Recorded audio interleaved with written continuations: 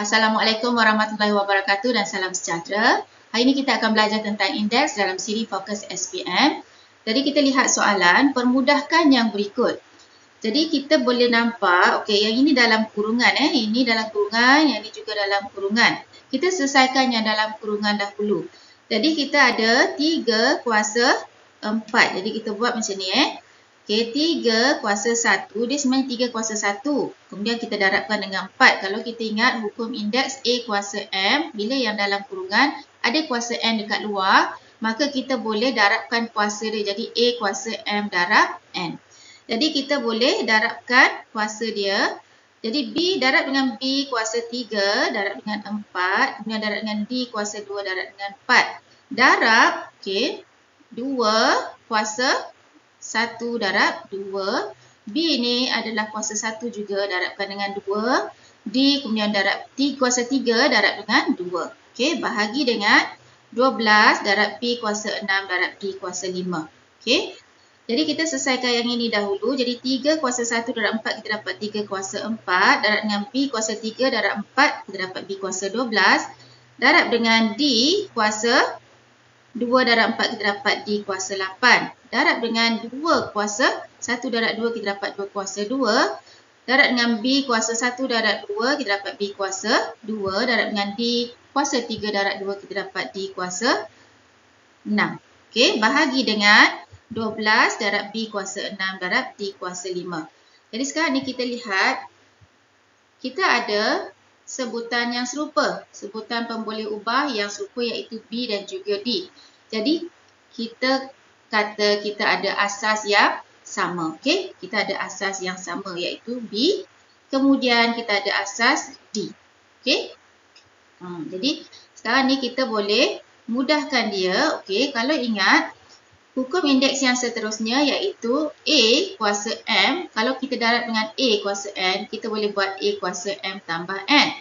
Yang penting asas yang sama. Okey, ataupun kita ada A kuasa M bahagi dengan A kuasa N, kita boleh buat A kuasa M tolak N. Yang penting asasnya yang sama.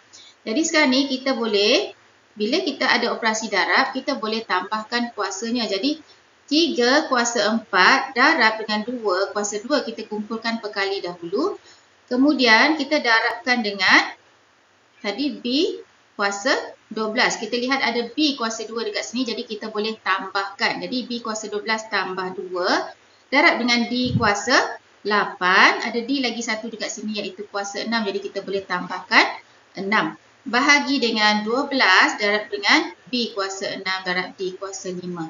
Okey. Jadi kita boleh mudahkan lagi iaitu 3 kuasa 4 dengan 2 kuasa 2 ni. Sebenarnya 2 kuasa 2 adalah 4. Okey, jadi kita boleh terus tulis 3 kuasa 4 darab dengan 4.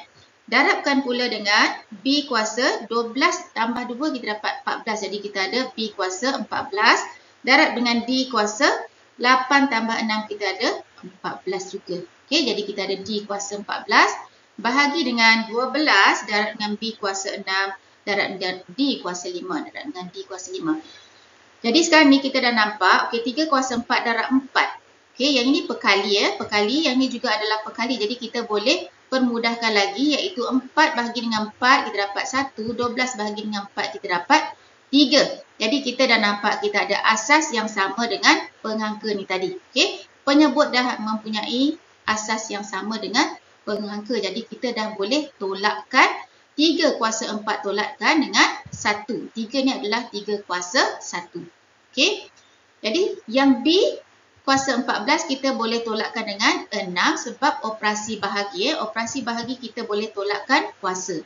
Jadi kita buat, okey, 3 kuasa 4 disebabkan 3 ni ada tadi, kita boleh tolakkan dengan 1 sebab ni 3 kuasa 1. Okey.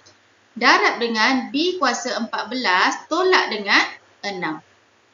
D kuasa 14 kita tolakkan dengan 5. Jadi kita dapat 3 kuasa 3. 4 tolak 1 kita dapat 3. Jadi 3 kuasa 3 darab dengan B kuasa 14 tolak 6. Kita dapat B kuasa 8. D kuasa 14 tolak 5 kita dapat 9. D kuasa 9. Jadi kita kembangkan 3 kuasa 3 adalah sama dengan 3 darab 3 darab 3. Jadi kita dapat 3 darab 3, 9. 9 darab 3 kita dapat 27. Jadi 27 darab dengan B kuasa 8 darab dengan D kuasa 9. Tak tulis darab ni pun tak apa. Jadi kita boleh terus tulis jawapan 27 darab dengan B kuasa 8 darab dengan D kuasa 9. Okey. Jadi setakat itu sahaja jawapan dia. Terima kasih.